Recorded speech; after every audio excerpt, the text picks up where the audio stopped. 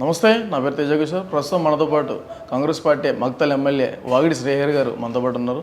Sir నమస్కారం. Sir నమస్కారం. ఎలా ఉన్నారు sir? Fine. First of all మీకు heartly congratulations sir. Thank you. అంటే ఎన్నో సంవత్సరాల యొక్క శ్రమ ఈ రోజు మొన్న ఒక 100 రోజుల క్రితం మీకు తీరింది. ఎలా అనిపిస్తుంది? అంటే ఒక ఎమ్మెల్యేగా మిమ్మల్ని చూసినప్పుడు అంటే మీ యొక్క స్థానికంగా ఉన్నటువంటి కార్యకర్తలు కానీ, ఇంట్లో ఉన్నటువంటి బంధుమిత్రులు కానీ, మరీ ముఖ్యంగా మీ పిల్లల కన్నా బంధుమిత్రుల కన్నా ఈ ప్రాంత అవసరాలు చాలా సంతోషపడ్డాయి. ఈ ప్రాంతంలో వెనుకబాటుతనం చాలా సంతోషపడింది. ఈ ప్రాంతంలో ప్రశ్నించే తత్వం ఏతుందో అది చనిపోయింది. ఇప్పుడు అది లేచి మేము కూడా మక్తల నియోజకవర్గం అనేది ఉంది, దాంట్లో కూడా మేము మనుషులు ఉంటాం అనేటువంటి ఒక కొత్త జీవన విధానం స్టార్ట్ అయిందని నేను. అంటే సార్ ఇప్పుడు చూసుకున్నట్లయితే వాగిడి శ్రీహరి గారు ఎప్పుడో గతంలోనూ ఒక 5 సంవత్సరాల క్రితం ఎమ్మెల్యేగా అవ్వాలి, టికెట్ అనౌన్స్ చేస్తారని నమ్మకంతో మీరు కొంత ప్రాపర్టీని కూడా ఏదో సేల్ చేశారు. కానీ తర్వాత అది క్యాన్సిల్ అవ్వడం జరిగింది. దానికి గల కారణాలు ఏంటి? సమయం బట్టి ఉంటుంది.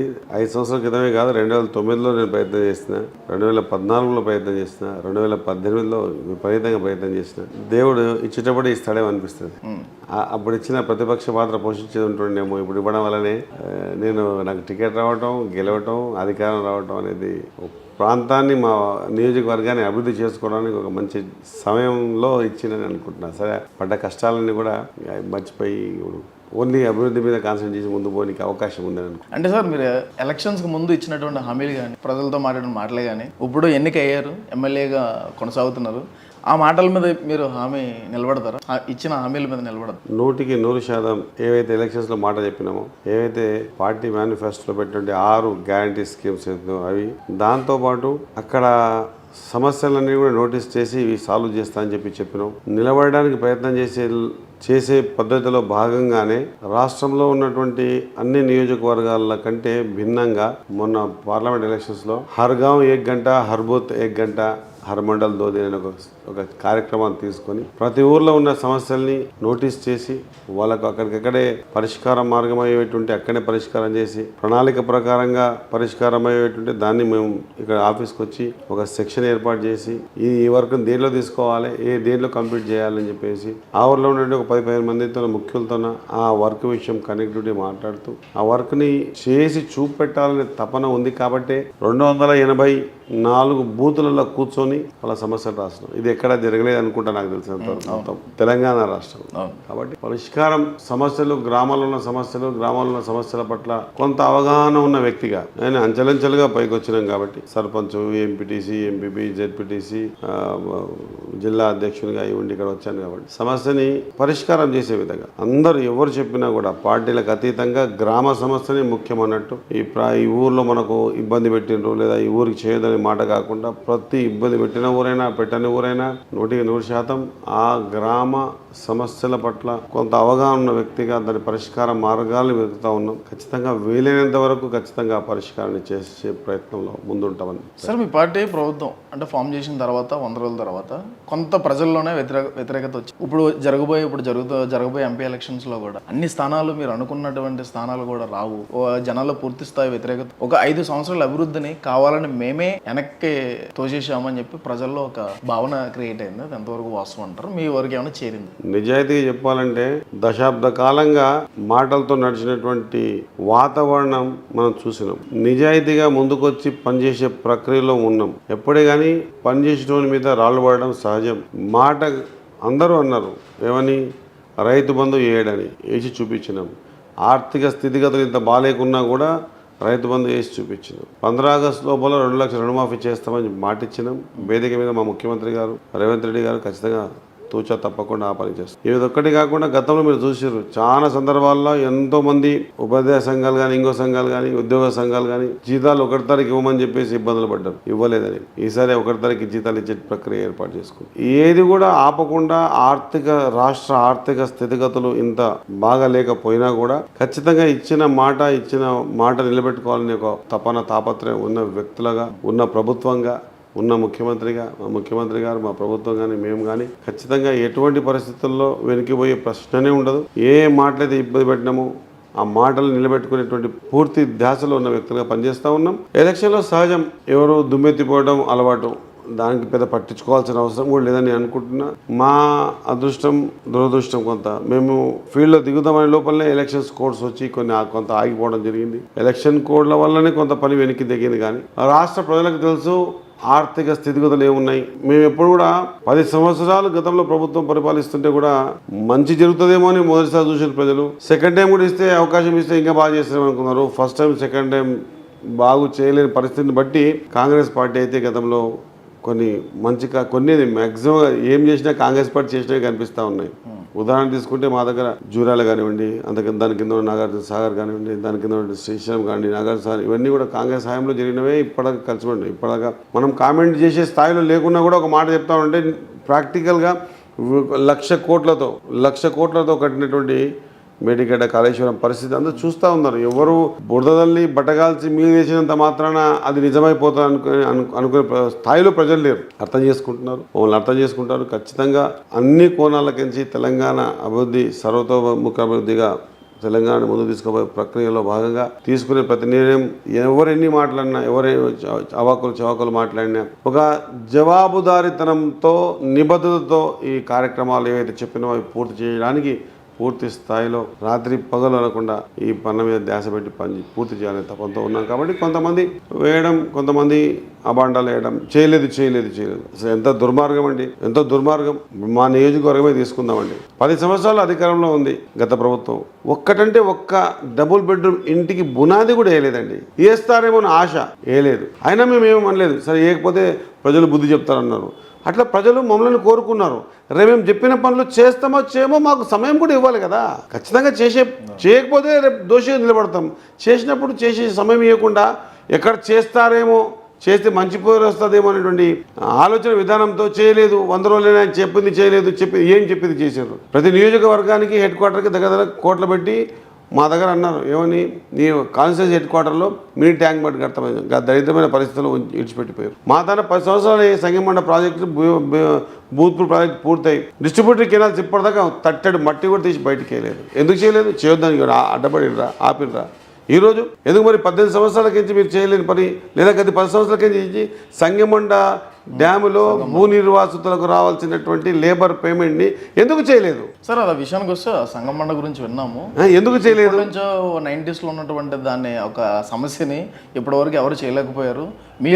మీరు అధికారంలోకి వస్తే యాజ్ ఎమ్మెల్యేగా, మీ కాన్స్టిట్యున్సీ ఎమ్మెల్యేగా వచ్చిన తర్వాత దాన్ని ఒక 18 రోజుల్లో పూర్తి చేయగలిగారంట, పూర్తి చేశారు. అది మీకు ఎలా సాధ్యపడి? ముందుగానే మీకు ఆలోచనలు ఉందా? అంటే ఆ సంగమండ పోతే మీకు చాలా వరకు నీటి సాగుదల వస్తుంది అని చెప్పి మీరు ప్రజల్లో తిరిగి దాన్ని ఆ కాన్సెప్ట్ని మీరు తీసుకెళ్లారా జనాల్లోకి ఏమన్నా? కానీ ప్రజల్లో తిరిగినప్పుడు కాదు, దాని మీద ఉద్యమాలు చేసినాం, దాని మీద పోరాటం చేసినాం, ప్రెస్ మీట్లు పెట్టినాం. ఒక్క బండ తొలగిస్తే 22,000 ఎకరాలకు సాగునీరు వస్తుంది. దగ్గర 12 గ్రామాలకు వ్యవసాయం యోగ్యమైన నీళ్ళు వస్తాయి. ఆ బండ తొలగించడానికి వెళ్తే ఆ గ్రామస్తులు మాకు రావాల్సిన బెనిఫిట్స్ మాకు ఇవ్వలేదు, మాకు ఇవ్వకుండా మీరు ఎట్లా చేస్తారని వాళ్ళు ఆపడం జరిగింది. ఈ విషయాన్ని గతంలో ఎన్నోసార్లు తీసుకుపోయినాము. శాసనసభలో వారి దృష్టి తీసుకుపోయినాం, ప్రభుత్వం దృష్టి తీసుకుపోయినాం, ఎక్కడ స్పందన లేదు. కాబట్టి దాని మీద ఉన్న పూర్తి అవగాహన ద్వారా ఎప్పుడు కానీ మనిషి తన ఉనికిని కాపాడుకొని పని చేయగలుగుతాము, పని మీద శ్రద్ధ ఉంది, కాన్సన్ట్రేషన్ ఉంది అని, మేము చేసే పనిలో నిజాయితీ ఉందని ప్రూవ్ చేయడానికి గెలిచిన మరుసటి రోజుకించే దాని ఫైల్స్ తీపిచ్చి మాట్లాడి చేసి అన్ని A to Z up to token amounts వరకు వేయించి ఖచ్చితంగా ఈ రాష్ట్ర క్లిష్ట పరిస్థితుల్లో కూడా ప్రభుత్వాన్ని మెప్పించి ఇట్లా 22,000 ఎకరాలకు ఒక చిన్న బండ వల్ల ఇబ్బంది అవుతుంది. ఆ బండ తొలగించడానికి వాళ్ళు అక్కడ ఉన్నటువంటి భూ నిర్వాసితులు మాకు బెనిఫిట్స్ రాలేదని అడుగుతూ ఉన్నారు. ఆ భూ నిర్వాసితులు రావాల్సిన బెనిఫిట్స్ కూడా ఇవ్వాల్సిన ధర్మం మనకు ఉంది. గతంలో అంతకుముందు కాంగ్రెస్ పార్టీ ఇచ్చినవే బెనిఫిట్స్ అన్ని కూడా ఇప్పుడు కాంగ్రెస్ పార్టీ ఇవ్వాలని చెప్పేసి అందరినీ ఒప్పించి మెప్పించి ఇప్పించి వర్క్ స్టార్ట్ చేసి సాధ్యమైనందుకు ఈ వర్షాకాలం లోపలనే నీరు అందించే ఒక ప్రయత్నం చేస్తూ ఉన్నాం. ఆ పని మీద ధ్యాస ఉంది కాబట్టి చేస్తూ ఉన్నాం, పని చేయాలనే ఆలోచన ఉంది కాబట్టి చేస్తూ ఉన్నాం. రోజుకి దాదాపు 16 నుంచి 18 గంటలు ఆలోచన చేస్తూ ఉన్నా. ఈ ప్రాంతం పట్ల అవగాహన ఉన్న వ్యక్తిగా ఈ ప్రాంతంలో అవగాహన వ్యక్తిగా జెడ్పీటీసీ గతంలో ఫ్లో లీడర్ ఉన్నప్పుడు కూడా ఈ విషయాన్ని ఎన్నోసార్లు జిల్లా పరిషత్లో కూడా మాట్లాడడం జరిగింది. ఇక్కడ స్పందన రాలే. అది చేసి చూపించాలా, ప్రజలకు ఒక నమ్మకాన్ని కలిగించాలని చెప్పేసి. ఎన్ని నెలల్లో మీరు పూర్తి చేయబోతున్నారు సార్? అది ఆల్రెడీ వర్క్ స్టార్ట్ అయింది. నేను అనుకుంటున్నా అన్ని సమకూరుస్తే అన్ని సరిపోతే ఇంకొంత 15% బెనిఫిషియర్స్కి ఇంక ఇచ్చేది ఉంది. కలెక్టర్ గారితో మాట్లాడినాం నిన్న, ఈరోజు ఆయన సార్ట్అవుట్ చేస్తా అన్నారు. ఆ సార్ట్అవుట్ చేసి అది కూడా ఏం చేసి వీళ్ళంతవరకు ఈ వర్షాకాలం లోపే వచ్చే వర్షాకాలం అయితే డ్యామ్ షూర్ అయిపోతుంది, కానీ ఈ వర్షాకాలమే ప్రయత్నం చేస్తూ ఉన్నాం. 2 కాలువలకు తూములు ఆన్ ఆఫ్ సిస్టమ్ సరిగా లేక వాటర్ లీకేజీలు కొన్ని టీఎంసీ వాటర్ పోతూ ఉండే, భూత్పూర్తి కూడా తూములు టీఎంసీ వాటర్ వేస్ట్ అయిపోతూ ఉండే. అవి కూడా సెట్ చేయడానికి మనం ఈఎన్సీతో మాట్లాడడం జరిగింది, కన్సర్న్ డిపార్ట్మెంట్తో మాట్లాడడం జరిగింది. రాత్రి బోల పని మీద ధ్యాసలో ఉన్నాం, ధ్యాసల్ని బతుకుతున్నాం, ధ్యాసల్ని తింటున్నాం, ధ్యాసల్ని ఉంటున్నాం. కాబట్టి పని కావడం ఈజీ. ఆ పని మీద నీకు చేయాలని తపన ఉన్నప్పుడు, చేయాలని బలమైన కోరిక ఉన్నప్పుడు, ఆ నిర్వాసితులకు రావాల్సిన బెనిఫిట్స్ ఇప్పించాలని ఆలోచన ఉన్నప్పుడు అది సాధ్యమవుతుంది.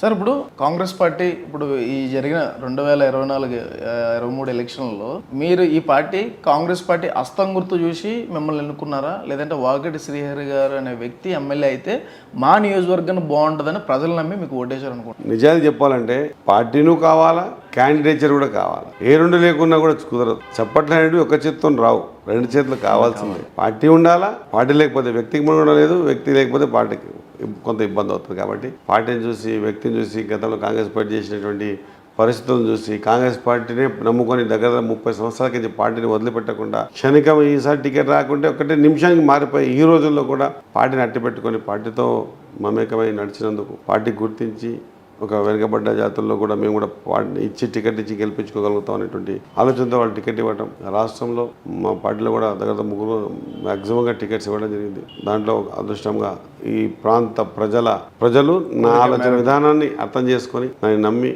వాళ్ళు ఎత్తుకున్నారు కాబట్టి గెలవడం జరిగింది. ఆ ప్రజలు వాళ్ళ మనసులో పెట్టుకున్నారు కాబట్టి గెలవడం జరిగిందని నేను అనుకుంటా ఉన్నాను.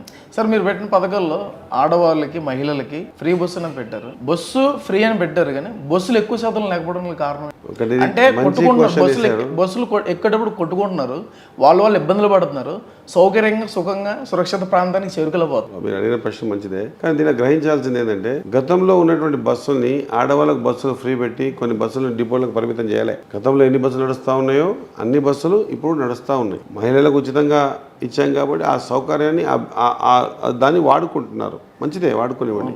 కొంత కష్టం ఉంటుంది కొన్ని రోజులు. తర్వాత ఆల్రెడీ ఈసారి కూడా పొన్నం ప్రభాకర్ గారు మా మంత్రి గారితో మాట్లాడడం జరిగింది. కొత్త బస్సులు తీసుకునే ప్రయత్నం ఉంది. ఆర్థిక స్థితిగతులు బాలేక ఈ కోడ్ల వల్ల కొంత ఆగింది తప్ప ఆ స్కీమ్ని ఇంప్లిమెంట్ చేయాలనే ఆలోచన మాకు ఉండింది. ఆడవాళ్ళకు ఖచ్చితంగా మహిళా తల్లులకు అందరికీ కూడా ఉచితంగా బస్సు ఇవ్వడం. ఇంకా అదొక్కటే కాకుండా మహిళా తల్లులకి ఇంపార్టెన్స్ ఇచ్చి రేపు రాబోయే 5 లక్షల రూపాయల ఇల్లు కూడా మహిళల పేరు మీద పెట్టడం. అదే కాకుండా సిలిండర్ కూడా 500కి ఇవ్వడం. ఇవన్నీ కూడా గతంలో ఏవైతే చెప్పినామో ఆ చెప్పిన ప్రతి సబ్జెక్టు మీద స్టిక్కర్ ఉండాలని పూర్తి ధ్యాసలో ఉన్నాం. ఏదైనా చూడండి, అద్భుతాలు ఏం జరగవు. ఏదైనా వ్యక్తులు అనుకోవాల్సిందే, వ్యవస్థ అనుకోవాల్సిందే. వ్యక్తులు వ్యవస్థ అంతా కూర్చొని ఈ విధంగా చేస్తే మనం బెనిఫిట్ చేయగలుగుతామని అనుకున్నాం. కాబట్టి చేసే ప్రక్రియలో కొంత ఒకరోజు అక్కడో ఇక్కడో అవుతుంది తప్ప వచ్చి ముందే నీకు ఐడియానే కరెక్ట్ లేకపోతే ఏం చేయలేం కదా. ఇప్పుడు నియోజకవర్గానికి ఖచ్చితంగా కొన్ని 100,000 ఇండ్లు ఇస్తా చెప్పి గతంలో చెప్పడం జరిగింది. ఎక్కడ నుంచి చూపెట్టమంటే ఎందుకు చేయలేదంటే మనం చెప్పడానికి రాదు కదా. ఇప్పుడు మేము అంటా ఉన్నాం ప్రతి నియోజకవర్గానికి 3,500 ఇండ్లు చొప్పున ఖచ్చితంగా ఇస్తామని. దాన్ని కూడా బెనిఫిషియర్ని చూసి, ప్రాంతాలని చూసి, అక్కడ అవసరం చూసి ఖచ్చితంగా ఏ పార్టీలకు అతీతంగా ఇద్దామని తీర్మానం చేసుకుందాం. మంచి ఆలోచనే కదా. ఇంప్లిమెంట్ చేసేటప్పుడు కొంత అక్కడిక్కడ అవ్వచ్చు కాక అది సెకండరీ ఇష్యూ, కానీ ఇంప్లిమెంట్ చేయాలనే ఆలోచన ఉండాలి కదా. నేను అనుకుంటున్నాను సంకల్పం అయితే ఉండాల్సింది. సార్, ఇప్పుడు గతంలో బీఆర్ఎస్ ప్రభుత్వం కూడా పార్టీ పథకాలు అంతకు మించి మెరుగ్గా పథకాలు మేము ఇస్తామన్నారు. అది పథకాలే వేస్ట్, అసలు అవసరం లేదు ప్రజల్ని సోమరపోతలు చేసే ఆలోచన కూడా ఉన్నారు అని చెప్పేసి ఒకప్పుడు మీరు ప్రత్యర్థి పార్టీగా ఉన్నప్పుడు మీ నాయకులు కూడా మాట్లాడడం జరిగింది. మరి అంతకంటే మెరుగ్గా మీరు పథకాలు ప్రవేశపెట్టడానికి కారణం? చాలా విలువైన ప్రశ్నే. పథకాల ద్వారా ఆర్థిక స్థితిగతులను కొంత బెటర్ చేయడానికి ఉపయోగించడమే తప్ప పథకాల ద్వారా కొంత ఆర్థిక భారం వాళ్ళ మీద పడకుండా ఉండడానికి చెప్పడానికి మా తప్ప వేరే ఇంకొకటి కాదు. 500 రూపాయలు సిలిండర్ ఇస్తా ఉన్నాం. 1200 పెట్టి కొనలేరు, 1100 చిల్లర పెట్టి కొనలేరు. కాబట్టి ఆ భారాన్ని మోపొద్దని, పథకం ద్వారా భారాన్ని మోపొద్దని ఇప్పుడు పెన్షన్ ఇస్తా ఉన్నాం. ఈ రోజులు సరిపోవు. ఎంతో బదలాం లేపారు, ఎంతో అన్నారు. వాళ్ళు ఇస్తలేరు, మేమే ఇస్తామన్నారు. ఇస్తామా కొద్దిగా వేసి చూడాల్సిందే కదా. పథకాల ద్వారా ఆర్థిక జీవన విధానంలో కొంత మనం ఏమైనా వాళ్ళకి సహకారం చేసినందుకు పనుకోవచ్చు తప్ప ఈ పథకం ద్వారా వాళ్ళు ఏమైనా తులం బంగారం వేసుకొని మెళ్ళ వేసుకొని లేదు, ఇంకోటి కాదు. వాళ్ళ జీవన విధానంలో ఇప్పుడు 60 ఏళ్ళు దాటినటువంటి 50 ఏళ్ళు దాటినటువంటి ఒక ముసలవ్వకు తాతకు పెన్షన్ ఇచ్చే కార్యక్రమం, ఎన్నో స్థితిగతులు, ఎన్నో చిక్కుముళ్ళు ఉంటాయి జీవన విధానం. కొంత బెటర్గా ఆయనకు చేయడానికి పనికొచ్చేటువంటి విధానాన్ని చూస్తాం. కాబట్టి పథకం ద్వారా సోమరిపోతులు చేయడం అనేది ఎంత అని అంటూ ఉన్నారో అంతే పరోక్షంగా రెండో వైపు చూస్తే పథకం ద్వారా కొంతవరకు వెసులుబాటు కలిగిద్దాం వాళ్ళ జీవన విధానంలో అనే ఆలోచన తప్ప. అందుకే కదా మేము కూడా ఖచ్చితంగా రేపు రాబోయే రోజుల్లో ఎంప్లాయ్మెంట్ జనరేట్ చేయడం కానీ ఇంకోటి కానీ ఇప్పుడు చాలా ఆలోచనలు ఇప్పుడే కదా 4-5 నెలలే అయింది కదా, కొంచెం చూడాలి కదా, 4-5 నెలలే అయింది కదా. సార్ ఇప్పుడు మీ పెద్దది పార్టీ పైన కక్ష సాధింపు చర్య ఏమైనా తీసుకునే ఆలోచనలు ఉండే ఇటువంటి కొన్ని కార్యక్రమాలు చేస్తున్నారు. చెప్పండి, మీరు ఒక్కటి చెప్పండి. ఇప్పుడు మా మరి మొన్న ప్రతిపక్ష పార్టీ మీద కక్ష సాధింపు చర్య తీసుకునేది ఒక్కటి చూపించండి, ఒక్కటి. మొన్న మల్లారెడ్డి వాళ్ళ ఫ్యామిలీ మీద వాళ్ళకు ఉన్నటువంటి ప్రాపర్టీస్ కానీ లిటిగేషన్ ఉన్నాయని చెప్పేసి మొత్తం బయటకు తీసి మొన్న అరెస్ట్ కూడా చేయడం జరిగింది. సో ఇటువంటి విషయాల మీద అంటే పార్టీ అటువంటి నిర్ణయాలు తీసుకోవడానికి అటువంటి ఆలోచించడానికి అంటే గతంలో ఇబ్బంది పెట్టిందన్న ఆలోచన నేను చూడలేదు, కానీ నేను ఏదో పేపర్లో చదివిన ఒక చిన్న టైంలో చూసిన మల్లారెడ్డి గారి ప్రాపర్టీని ఎవరో ఏదో చేశారట. ఆయన తన డాక్యుమెంట్ చూపిస్తున్నారు, మల్లారెడ్డి గారి డాక్యుమెంట్ చూపిస్తున్నారు. ఆ డాక్యుమెంట్ చూపించుకొని ఎవరిది క్లియర్ చేసుకొని బయటపడతా తప్పించి ఒకవేళ నిజంగా కక్ష సాధింపు అనే మాటనే ఉంటే ఎన్నో విషయాలున్నాయి. రేవంత్ రెడ్డి గారు డ్రోన్ కెమెరా ఆయన నడిపకపోయినా కూడా నడిపిందని చెప్పేసి 14 రోజులు రిమాండ్లో పెట్టారు కదా. ఒక ప్రతిపక్ష నాయుడు పిసిసి అధ్యక్షుడు పార్టీ తెలంగాణ కాంగ్రెస్ పార్టీ అధ్యక్షుడిని 14 రోజులు రిమాండ్ చేస్తే కూడా కక్ష సాధింపు అనుకుంటే ఎన్నో విషయాలు, వందల విషయాలు ఉన్నాయి. ఇప్పుడు కాలే విషయం మేడిగడ్డ ప్రాజెక్ట్ ఉంది, కక్ష సాధింపు అనుకుంటే దాని మీద ఎక్కడన్నా పోయేవాళ్ళం, కానీ దాన్ని ఎట్లా ఇంకా రెక్టిఫై చేసి దాన్ని కాపాడుకునే ప్రయత్నం చేస్తున్నాం. ఇది కక్ష సాధింపు ఎట్లయితుంది మీరు చెప్పండి. మనం ఓపెన్గా మాట్లాడుతున్నాం, దాపెట్టకుండా మాట్లాడుతున్నాం. కక్ష సాధింపు అంటే లేనిది గెలికి దాన్ని చిక్కేసి దాని ద్వారా ఆయన్ని ఇబ్బంది వేయడం కక్ష సాధింపు అవుతుంది. అదే మా నాయకుడు స్పష్టంగా ఉన్నాడు. ఈ మధ్యకాలం ఇంటర్వ్యూలు కూడా స్పష్టంగా చెప్పిండు, నేను ఎటువంటి పరిస్థితుల్లో ఆయన మీద కక్ష సాధింపు చేయాల్సిన అవసరం లేదు, ఆయన చేసి తప్పిదాలు ఆయన చుట్టుకుంటే నేను చేయాల్సిన అవసరం లేదని చెప్పిండు తప్ప అదే ఆలోచన విధానంతో ముందుకు పోతుంది తప్ప కక్ష సాధింపు అంటే ఇప్పుడు గతంలో సామెతలు చెప్పేది, పొట్టోని పొడవు కొడితే పొడవుని పోషమ్మ కొడుతుందని చెప్పేసి. వాళ్ళు చేసినని మనం చేస్తే మనం చేసేటోడు ఇంకోటి పుడతాడు కదా. కాబట్టి అటువంటి ఆలోచన లేనే లేదు.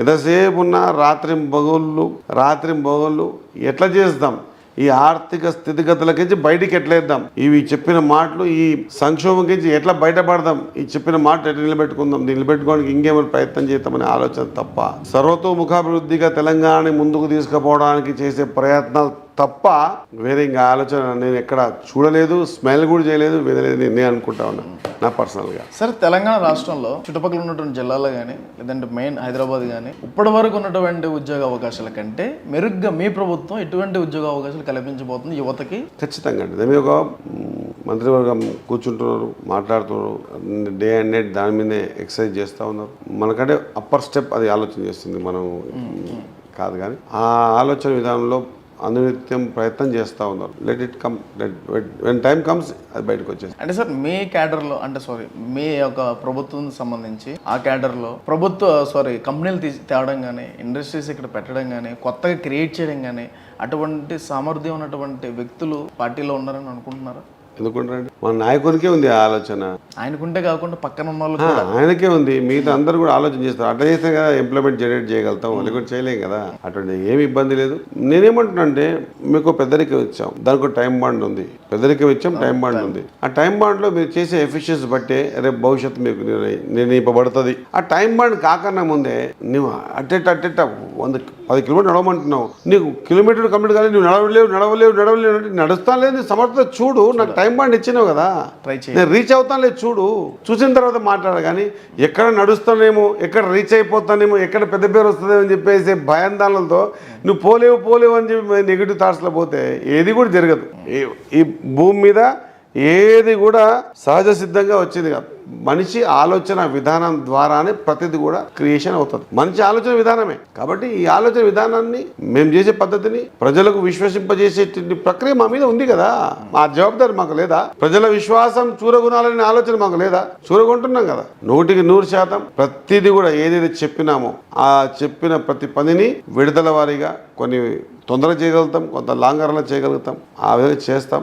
మరొకసారి మీరు ప్రతీకారం అన్నందుకు మళ్ళీ గుర్తు కోసం మాట చెప్తా ఉన్నా. ప్రతీకార చర్యని అనుకుంటే మేడిగడ్డ కానీ కాళేశ్వరం జరిగినటువంటి నష్టాన్ని రాష్ట్రమంతా చూసింది. ఆ నష్టాన్ని ఏం చేయకుండా ఉండి మనం ఒకటి చేసుకుంటూ పోతే దానికి ప్రతీకార చర్య జరుగుతుంది. కానీ అది చెడిపోదు. అది ప్రభుత్వ ధనం ద్వారా లక్ష వేల కోట్లతో కట్టినటువంటి దాన్ని ప్రజలకు ఉపయోగపడే విధంగా వాళ్ళు తప్పు చేశారు, దాన్ని సరిచేసి ఏ విధంగా చేయాలనేటువంటి కమిటీ వేసి దానికి పనిచేస్తాం. ఎక్కడ అట్లా ఉండదండి. రాజకీయ అనుభవం ఉండి లేదా పెద్దరికం చేతికి వచ్చిన ఏ వ్యవస్థ అయినా, ఏ పార్టీ అయినా, ఏదైనా ఒకటి రెండు తప్ప ఏదైనా, ఒకవేళ భవిష్యత్తుని కూడా భవిష్యత్తులో మనం నిలదొక్కుని నిలబడాలనుకున్నటువంటి ఎవరైనా ప్రతీకార చర్యని బయట వదిలిపెడితే తప్ప, ప్రతీకార చర్య ఆలోచన వ్యతిరేకం తీసేస్తే తప్ప అభివృద్ధి దిక్కు దృష్టి సారించలేండి. మీరు చెప్పండి, ఇప్పుడు 18 గంటలు 16-18 గంటలు పనిచేస్తూ ఉన్నాం. ప్రతీకారం గురించి ఆలోచన చేసడానికి సమయమైనా ఉందా? కాబట్టి ఇవన్నీ కూడా ప్రతిపక్షాలు మాట్లాడుతూ ఉంటారు. వాళ్ళ గురించి వాళ్ళు ఎక్కడ ఏమైపోయింది నేను గ్రహించింది, నాకు అంత అనుభవం లేదు, కానీ నేను లోకల్ బాడీతో అనుభవం ఉండొచ్చు, కానీ ఈ అసెంబ్లీలో కానీ లేకుంటే యాజ్ ఏ ఎమ్మెల్యేగా ఓ శాసనసభ్యునిగా నాకు నా అనుభవం తక్కువ ఉండొచ్చు, కానీ 5 నెలలు అయింది కదా. కానీ ఒకటి అభద్రత భావానికి గురవుతున్న వ్యక్తులకు నేను చెప్పే మాట ఏంటంటే, చేసిన తప్పిదాలు అవి వద్దన్నా అవునన్నా బయటకు వస్తాయి. అవి ఎక్కడ బయటకు వస్తాయో అని చెప్పేసి బురద చల్లే కార్యక్రమం, బట్టగాల్సి మీదేసే కార్యక్రమం, ఎదుటి వ్యక్తిని తప్పుగా చూపించే కార్యక్రమం, ఇవన్నీ చేయడం వల్ల ఇంకా డిగ్రేడ్ అవుతారే తప్ప మీరు చేసిన తప్పులు ఎక్కడ తుడిచిపెట్టుకోపోవన్న విషయాన్ని మాత్రం తెలియజేస్తా ఉన్నా. 100% తెలంగాణ ఇంకా నిజాయితీగా మాట్లాడాలంటే భారతదేశ స్వాతంత్ర ఉద్యమంలో ప్రధాన పాత్ర పోషించింది కాంగ్రెస్. తెలంగాణ ఇవ్వడంలో పాత్ర కాదు, కాంగ్రెసే ఇచ్చింది. అవతల ఆంధ్రప్రదేశ్లో ఒక్క సీటు రాదని తెలిసినా కూడా తెలంగాణ ప్రజల అమాయకత్వాన్ని, అవసరాన్ని గుర్తించి గ్రహించి రాజకీయాలు, పార్టీలు, ఎమ్మెల్యేలు గెలవడం ముఖ్యం కాదు, ఈ ప్రాంత ప్రయోజనాలు, ఈ ప్రాంత వ్యక్తుల మనోగతాలు, జీవన విధానాలు ముఖ్యమని ఆలోచన చేసి ధైర్యంగా ఇచ్చింది కాంగ్రెస్ పార్టీ. సార్, అదే కాంగ్రెస్ పార్టీ తెలంగాణకి ధైర్యంగా ఇచ్చిందని చెప్పేసి మీరు అంటున్నారు.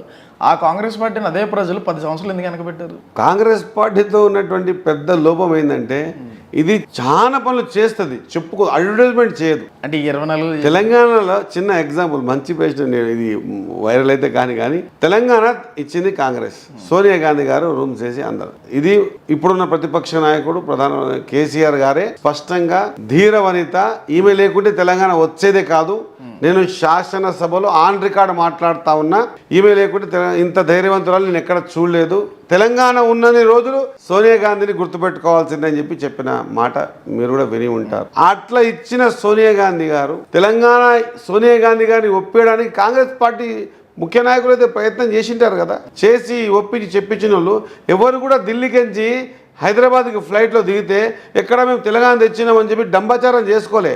అదే కేసీఆర్ గారు, హరీష్ రావు గారు ఏనుగులు, ఒంటెల మీద శంషాబాద్కి నుంచి హైదరాబాద్ వరకు తెలంగాణ రాష్ట్రం అంతా కూడా తెచ్చింది మేమే అనే విధంగా ప్రయత్నం చేశారు. కాబట్టి ప్రజలు అరే నిజమా అనేటువంటి ఆలోచనతో ఒక ముందుకు పోయేలా చేయడం జరిగింది తప్ప, నేను అనుకుంటున్నా ప్రజలు తర్వాత తెలుసుకున్నారు కాబట్టి ఈసారి తెలంగాణ ఇచ్చింది కాంగ్రెస్ అనుకున్నారు కాబట్టి కాంగ్రెస్ గారికి పట్టం కట్టిండు. కొంత తెలుసుకున్న తర్వాత ఇవన్నీ అబద్ధాల మాటలు, ఇవన్నీ ఇట్లా కాదు, నిజంగా కూడా ఇచ్చిందే కాంగ్రెస్, రేపు చేస్తే కూడా కాంగ్రెస్ చేస్తారని నమ్మినారు కాబట్టి కాంగ్రెస్ పార్టీని విశ్వసించి ఈసారి ఓటేసి గెలిపించిన అనుకుంటున్నాను. అంటే కేసీఆర్ చేసినటువంటి ఉద్యమం కానీ, అప్పుడు ఉన్నటువంటి స్టూడెంట్స్ చేసినటువంటి ఉద్యమం కానీ, ఆ ఉద్యమంలో పాల్గొకపోతే కాంగ్రెస్ పార్టీ చెప్పినంత మాత్రాన ఈ ఉద్యమాలు చేయకపోతే వచ్చేదా సపరేట్ తెలంగాణ? మీరు చెప్పండి, జర్నలిస్ట్గా ఒక మాట చెప్పండి. కేసీఆర్ గారు చేసిలేరని అనడంలే, కేసీఆర్ గారితో పాటు యావత్ తెలంగాణ ప్రజలందరూ కూడా సకల జనులు సమ్మె చేసినామండి.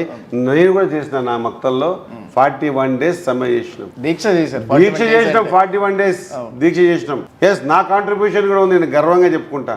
అప్పుడు నేను కాంగ్రెస్ పార్టీలో ఉన్నా, అప్పటికి కాంగ్రెస్ పార్టీలో ఒక పెద్ద స్థానంలో ఉన్న ప్రజల గెలిపి, ఆ తర్వాత మళ్ళీ జెడ్పీటీసీ కూడా గెలిచిన నేను కూడా కాంట్రిబ్యూట్ చేసిన. ఎస్, గర్వంగా చెప్పుకుంటా, స్టేట్కి చేయాలి కదా, నేను గర్వంగా చెప్పుకుంటా. కాబట్టి ఈ విధంగా తెలంగాణ ఐడియాలజీ, తెలంగాణ కావాలని వాంటికి ఉన్న ప్రతి వ్యక్తి కులాలకు, మతాలకు అతీతంగా, పార్టీలకు అతీతంగా 100% అందరం వచ్చి రోడ్డు మీద కూర్చున్నాం, ఇది మాకు కావాలని. ఇది కాదంటారా? సకల జనులు చేస్తే తెలంగాణ, దాంట్లో ఆయన కాంట్రిబ్యూషన్ ఉంటుంది, దానికి కాంట్లేదు. కానీ అందరి కాంట్రిబ్యూషన్ ఉందనే దాన్ని నువ్వు తొక్కిపడేసి నా కాంట్రిబ్యూషన్ ఉందని చెప్పేసి చేయడం అనేది కరెక్ట్ కాదు కదా. 12 మంది పిల్లలు చచ్చిపోయారండి, ఈ మాట నేను చెప్తా ఉన్నా. 12 మంది పిల్లలు చచ్చిపోయిన ఫోటోలు ఇక్కడ పెట్టినరా? కానీ ఎప్పుడన్నా ప్రతిసారి పెట్టేటప్పుడు కేసీఆర్ గారు అది హాస్పిటల్లో ఉన్న ఫోటో మాత్రమే పెడతారు, బయటికి స్తూపాలు పెట్టారు కదా. కాదు, ఆ ఫోటో పెడతారండి. ఎన్నోసార్లు చూస్తాను నేను అనుకుంటా సరే పెద్దోళ్ళు అయితే చిన్నోళ్ళు కరెక్ట్. కానీ నేనేమంటున్నా 100% అందరం ప్రయత్నం చేశారు. నేను కూడా నాతో పాటు వేల మంది ఇక్కడ ప్రయత్నం చేశారు. మక్తలు మేము బార్డర్ కదా, మా కర్ణాటక బార్డర్, మా ప్రాంతం అంతా స్తంభించిపోయింది. మీరు నమ్ముతున్న పక్షులు కూడా లేచి తిరలాడలే. అంత 41 రోజులు దీక్ష చేస్తే సిద్ధించుకున్న తెలంగాణ అండి. అల్టిమేట్గా వాళ్ళే చెప్పిండండి, తెలంగాణలో కేసీఆర్ గారు స్పష్టంగా మొదటిసారి అసెంబ్లీలో ముఖ్యమంత్రి అయిన తర్వాత ఆన్ రికార్డ్ ఫస్ట్ మాటగా చెప్పిన మాట, కాంగ్రెస్ ఇవ్వబట్టే, సోనియా గాంధీ గారు ఇంటెన్షివ్ తీసుకోబట్టే, ప్రత్యేక శ్రద్ధ తీసుకోబట్టే తెలంగాణ సాధించగలిగినాం అని చెప్పిన మాట ఆయనే చెప్పారు. ఆ తర్వాత తిట్టారండి. కానీ మీరు ఇప్పుడు మంత్రిగా నియమితులు అవబోతున్నారు. ఏ శాఖలో వేసే అవకాశాలు? పెద్దవాళ్ళు చూసుకుంటారు. మనం అంటే మీకున్నటువంటి ఆలోచన బట్టి కానీ, మీకున్నటువంటి అవగాహన బట్టి కానీ, ఏమైనా టూరిజం మినిస్టరా లేదంటే? లేదండి, అంటే డిసైడ్ చేయాల్సింది అధిష్టానం. వాళ్ళు ఏం తీర్పు చేస్తే మీకు ఏ శాఖ ఇచ్చినా ఓకే, వాళ్ళు ఏ తీర్పు ఇస్తే అదే. కాంగ్రెస్ పార్టీకి లాయల్గా పనిచేశాను నేను. కాంగ్రెస్ పార్టీని వదిలి వేరే పార్టీ దగ్గర పోలేదు. కాంగ్రెస్ పార్టీ అది గుర్తించింది, అవకాశం ఇస్తుంది. ఆ party decision is final. Party ఏం డిసిషన్ ఇస్తే దానిలో పూర్తి సమర్థవంతంగా పూర్తి సమయాన్ని ఇచ్చి పార్టీ ఏం డిసిషన్ తీసుకుంటే. సార్ ఇప్పుడు ఒక పార్టీలో ఉన్నటువంటి ఎమ్మెల్యే ఒక ఎలక్షన్ చేయాలంటే దగ్గర 100 కోట్ల పై చిలుక ఖర్చు అవుతుంది. మీకు ఈ 100 కోట్ల రూపాయల ఖర్చు ఆర్థిక స్తోమతకి సరిపోయిందా సార్, లేదంటే ఏమన్నా ఇబ్బందులు పడ్డారా? మిగతా నియోజకవర్గాలు చెప్పలేను, కానీ నా నియోజకవర్గం అయితే నా ఎలక్షన్స్లో మీరు ట్రెండ్ చూసి తెలుస్తుంది. నేను ఎప్పుడు కూడా ఎక్కడ కూడా డబ్బు వ్యవహారం కానీ ఇవన్నీ ఎక్కడ చూడలేదు. అంటే ఈ రోజున ఎలక్షన్ అంటే డబ్బు ఖర్చు పెట్టకపోతే ఎమ్మెల్యే అవడం. ప్రజల దగ్గరికి వెళ్ళి స్పష్టంగా చెప్పిన, ఇన్ని సంవత్సరాలు ఏం చేసిన, ఇన్ని సంవత్సరాలు నేను బాధపడ్డా, ఎన్నో ఆస్తులను ఓడగొట్టుకున్నా కూడా మీ దగ్గరనే ఉన్నా, అనునిత్యం ప్రజలనే ఉంటా. నా పుట్టుక నా చేతిలో లేదు, కానీ నా చావు నా చేతిలో ఉంటుంది. ఆ చావుని మాత్రం ప్రజల శ్రేయస్సు కోసం, సామాన్య మనుషుల వాళ్ళ మధ్యన గడపడం కోసం, వాళ్ళ అభ్యున్నతి కోసం, వాళ్ళ ఆర్థిక స్థితిగతులు బాగా కావడానికి, వారి జీవన విధానంలో నా నుంచి కొంత లేదా ప్రభుత్వం ద్వారా కొంత ఏ పరంగానైనా వారిని బాగా చేయడానికి చేసే ప్రయత్నంలోనే ఉండాలి. ఆ ప్రయత్నంలో నా ఊపిరి ఆగాలనేది నా కోరిక. ఆ కోరికలో భాగంగా ప్రజలు నన్ను విశ్వసించారు. ప్రజలు విశ్వసించి నన్ను గెలిపించారు. సార్ మీ దినచర్య ఎలా ఉంది? అంటే ఇప్పటి వరకు కూడా ఇదివరకు ఇంకొక మాట చెప్పాలి, ఇంతకుముందు రిలేటెడ్ మాట. అసలు మీరు అడిగిన క్వశ్చన్లే ఆన్సర్ ఉంది నా దగ్గర. ఏంటంటే నన్ను ఈయన ఏమీ లేడు, ఈయన నుంచి అవుతుందా, ఈయన ఆర్థికంగా బలంగా లేడు, ఈయన నుంచి అవుతుందా అనుకున్నారు. నా బలమంతా ఆర్థికం కాదు, నా బలమంతా ప్రజలు, వాళ్ళ ఆలోచన విధానం, వాళ్ళ ఐడియాలజీ నా బలం. వాళ్ళతో మమేకమై ఉన్నా కాబట్టి నన్ను గెలిపింది. నమ్మకం ఎప్పటి నుంచి సార్ ఈ నమ్మకం? నేను సర్పంచ్ కాకన్నా ముందు కూడా సోషల్ వర్క్స్ చేస్తుండేది. అప్పట్లో చేసేటప్పుడు మా మిత్రులు కొంతమంది అంతా కలిసి ఇట్లా చేస్తే బాగా రాజకీయ పరంగా పోతే ఇంకా బాగా చేస్తామని చెప్పేసి రావడం జరిగింది. రాజకీయ పరంగా నేను మొదటిసారి సర్పంచ్ అయినప్పుడు కూడా అనిపించింది, అరే ఇట్లా చేస్తే బాగా. కానీ తొందరలో మేలుకో వచ్చి ఇక ఈ చట్టసభల్లోనే ఉంటే తప్ప ఈ చిన్నగా సర్పంచ్, ఎంపీటీసీ, ఎంపీపీ, జెడ్పీటీసీ, జిల్లా పరిషత్ ఫ్లోర్ ఇవన్నీ కూడా చట్టాన్ని చేయలేవు. కాబట్టి చట్టం చేసే ప్రక్రియలో దాంట్లో మనం భాగస్వామ్యం అనేటువంటి బలమైన కోరిక ఉండింది. ఈ ప్రాంతం అంతా కూడా ఒక ఆలోచనతో ఉంటారు వాళ్ళు. ఏమని, ఈ ప్రాంతం మక్తల్ నియోజకవర్గం ముందు ఇట్లా పొడుగా ఉండే, మానూరు, మక్తలు, ఉట్కూరు, నాన్పేట, దామరగిద్ద, మధుర ఇట్లా ఉండే. బైఫర్కేట్ అయిన తర్వాత ఆత్మకూరు, అమర్చింది, నరవ కలిసినాయి మాకు. ఈ ప్రాంతానికి చాలా మంది కొంత ప్రయత్నం చేసినా కూడా ఎవరు కూడా ముందుకొచ్చి నిలబడి గెలిచే పరిస్థితి లేదు. మొదటిసారిగా ఒక 70-72 ఏళ్ల తర్వాత ఈ ప్రాంతవాసికి, ఇక్కడ ఉండడానికి, ఈ స్థితిగతులు, ఈ భౌగోళికం తెలిసిన వ్యక్తిగా నేను చేయగలుగుతానని అనడం, పార్టీ నమ్మడం, టికెట్ ఇవ్వడం, ప్రజలు నమ్మడం, ప్రజలు గుర్తించడం, వాళ్ళు ఇచ్చిన ఆశీర్వాదం వల్ల ఇక్కడ ఉన్నా. కాబట్టి వాళ్ళు ఖచ్చితంగా మన నుంచి ఎంత బెటర్ అయితే అంత ఇది ఒక అదృష్టంగా భావించి చెప్పారు. సార్ ఇప్పుడు ఎంపీ సీట్లు ఎన్ని సీట్లు వచ్చే అవకాశాలు ఉన్నాయి మీ పార్టీకి? ఎన్ని సీట్లు కైవసం చేసుకోబోతుంది? మేము 12 సీట్లు అనుకుంటున్నాం. 12 సీట్లు. 12 సీట్లు. రేవంత్ రెడ్డి గారు 14 అంటున్నారు. 14 అల్టిమేట్ ఆయన దగ్గర ఇన్ఫర్మేషన్ ఉంటుంది, మనకు అంత ఇన్ఫర్మేషన్ ఉండదు. నా పార్లమెంట్ కూడా, నా కాన్స్టిట్యున్సీ ఏంటనే చూసుకోవాల్సి వస్తుంది. నా కాన్స్టిట్యున్సీలో కూడా బాగానే నమ్మిండ్రు ప్రజలు, అవకాశం ఇస్తారు వంశీచంద్ర రెడ్డి గారికి అని పూర్తిగా విశ్వాసంతో ఉన్నారు. పూర్తి నమ్మకం అయితే ఉంది. మీ నమ్మకం ఇలాగే కొనసాగాలని చెప్పేసి హార్ట్ఫుల్గా మేము కోరుకుంటున్నాం సార్. మీ యొక్క పరిపాలన ఇంకా మెరుగ్గా ఉండాలి, మీరు కాన్స్టిట్యున్సీలో మీరు ఇంకా ముందుకు వెళ్ళాలని చెప్పేసి A6 ఛానల్ తరఫున హ్యాపీగా కోరుకుంటున్నాం. నమస్కారం. 100% ఈ ప్రాంతం ఇచ్చిన అవకాశాన్ని పూర్తి స్థాయిలో సద్వినియోగం చేసుకొని, ఈ ప్రాంతం వెనుకబడతానికి గురైంది, చాలా సంవత్సరాలు వెనుకబడిపోయింది. మీరు నమ్ముతలేరండి, ఈ ప్రాంతంలో ఈ రోజు వరకు కూడా ఒక డబుల్ బెడ్రూమ్ ఇల్లు తెచ్చుకునే పరిస్థితి లేదు. ఈ ప్రాంతం ఈనాటి వరకు కూడా ఒక డిగ్రీ కాలేజీని ఏర్పాటు చేసుకునే పరిస్థితి లేదు.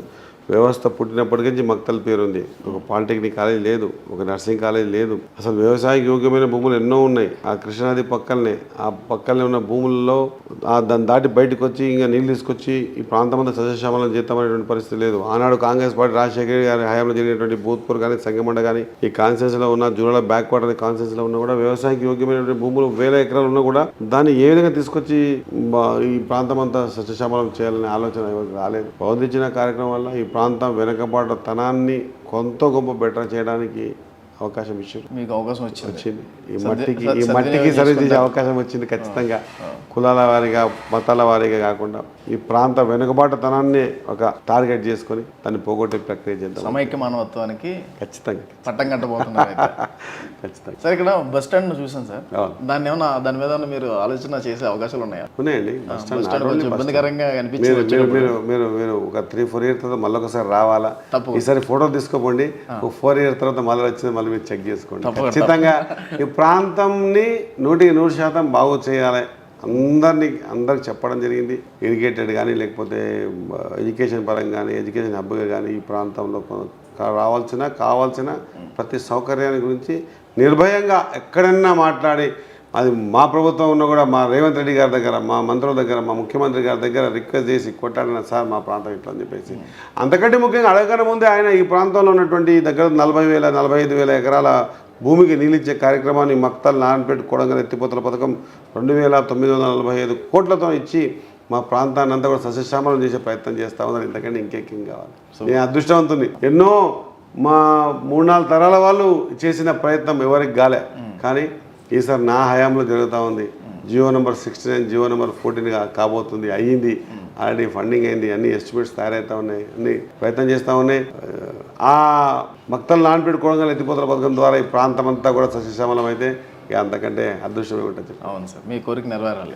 Thank you sir. చివరిగా ఒక ప్రశ్న చెప్పండి. ఏపీ రాజకీయాల గురించి ఈసారి వచ్చే ఏ పార్టీ ఏ ప్రభుత్వానికి కైవసం చేసుకోబోతున్నాను? నిజాయితీ చెప్పాలంటే నాకు అవగాహన లేదండి. ఏపీ రాజకీయాలు తెలుసు కదా? లేదండి, అవగాహన లేదండి. మీరు నమ్ముతారండి, 2 months ఈ పార్లమెంట్ ఎలక్షన్స్లో కాలు తీసి బయట పెట్టలేదండి. నా నియోజకవర్గం అయింది, నా తెలంగాణ అయింది, నా పార్లమెంట్ అయింది తప్ప. కాబట్టి ఏపీ రాజకీయాల గురించి మనం తెలియని చెప్పి ఏదో నాకు తెలిసిందో అన్నట్టు, ఏదో రాయికి తగిలితే నా మంత్రం తలగొని నీ మంత్రం కాకుండా కూడా అవగాహన లేని మాట్లాడడం మంచిది కాదేమని అనుకుంటున్నాను. Thank you sir.